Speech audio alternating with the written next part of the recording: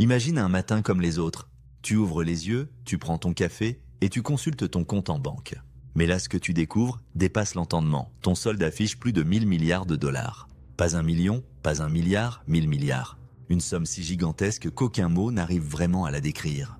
Mais il y a un piège. Tu dois dépenser chaque centime dans les 24 prochaines heures. Si tu échoues, tout disparaît.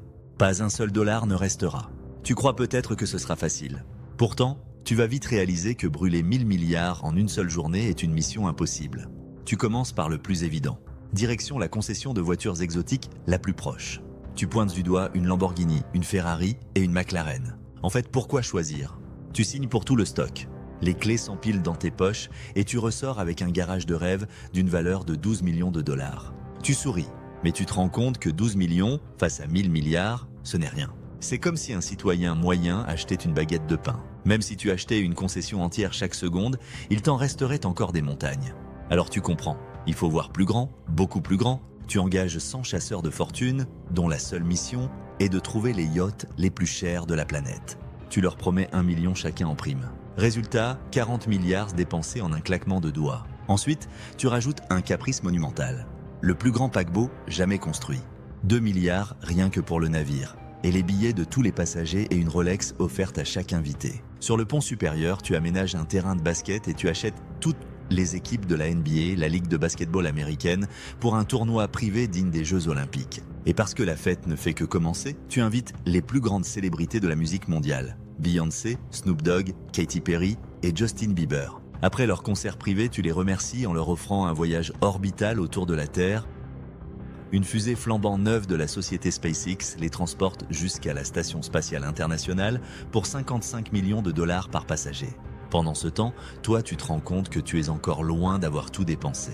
Et si cette expérience te fascine, abonne-toi dès maintenant à la chaîne, car chaque semaine je t'emmène dans des scénarios fous où l'argent redessine le monde. Tu changes alors de stratégie. Les pièces de collection, pourquoi pas? Tu pourrais acheter le tableau le plus cher du monde pour 500 millions de dollars. Mais tu trouves cela ridicule à ton échelle. Alors tu décides de racheter un musée entier, comme le Metropolitan Museum de New York. 100 milliards pour l'ensemble de la collection, tu penses. Mais surprise, on t'explique que ce musée est une institution publique, qu'il n'est pas à vendre et que ses trésors appartiennent symboliquement à l'humanité. Alors tu abandonnes cette idée. Ton regard se tourne vers l'immobilier. L'intégralité de New York vaut environ 1300 milliards de dollars. Cela dépasse même ton budget. Pourtant, tu pourrais commencer par acheter les 33 000 appartements inoccupés de la ville en offrant à chacun de tes agents une commission de 100 000 dollars pour les transactions. Tu signes sans broncher. Mais une fois encore, à ton échelle, ces centaines de millions dépensés équivalent à quelques pièces de monnaie perdues sous un canapé. Alors tu passes à la vitesse supérieure. Si tu ne peux pas te contenter d'acheter ce qui existe, tu dois construire, créer, transformer le monde par des projets gigantesques. Tu voles vers le Moyen-Orient, où les folies architecturales sont déjà monnaie courante. Des horloges géantes, des tours colossales, des îles artificielles en forme de carte du monde. Toi, tu redessines la carte du monde, une île gigantesque façonnée par l'homme né d'un investissement de 20 milliards de dollars.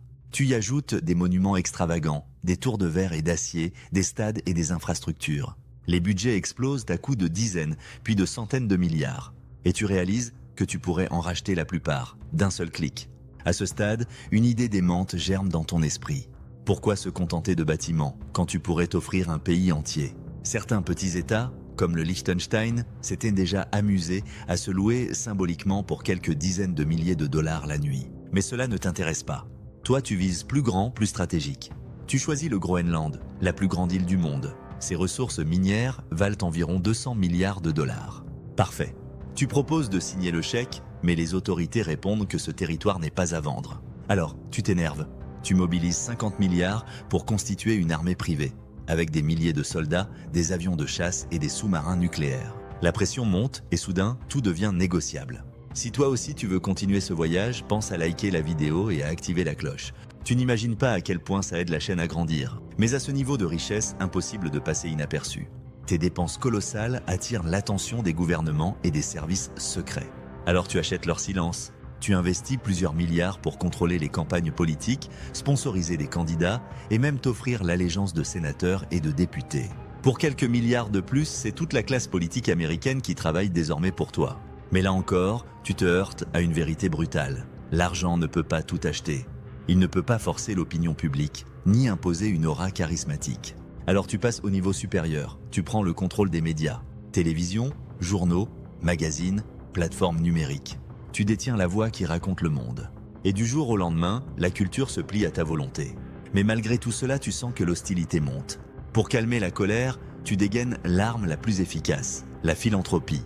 Tu injectes 2,2 milliards pour effacer l'intégralité de la dette médicale des Américains. Tu finances 40 milliards par an pour éradiquer la faim dans le monde. Tu couvres les besoins de millions d'étudiants en remboursant leurs frais universitaires. Tu fais des dons massifs à des causes humanitaires. Mais là encore, tu réalises que la philanthropie n'est pas si simple. Les systèmes ont tendance à se réadapter, à gonfler leurs prix, à recréer le problème. Pourtant, tu continues, parce que tu sais que donner apaise la pression. Et si tu étais à ma place, dis-moi en commentaire, tu dépenserais comment tes 1000 milliards? Le temps file. Ton compte fond à vue d'œil, mais il reste encore des dizaines de milliards. Alors tu libères ta créativité. Tu lances tes propres conquêtes spatiales, ériges des stations en orbite, purifies les océans et transformes la planète avec des énergies révolutionnaires.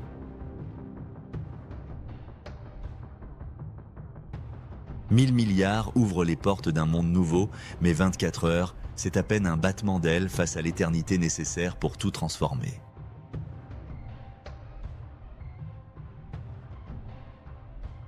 Alors tu changes une dernière fois de stratégie.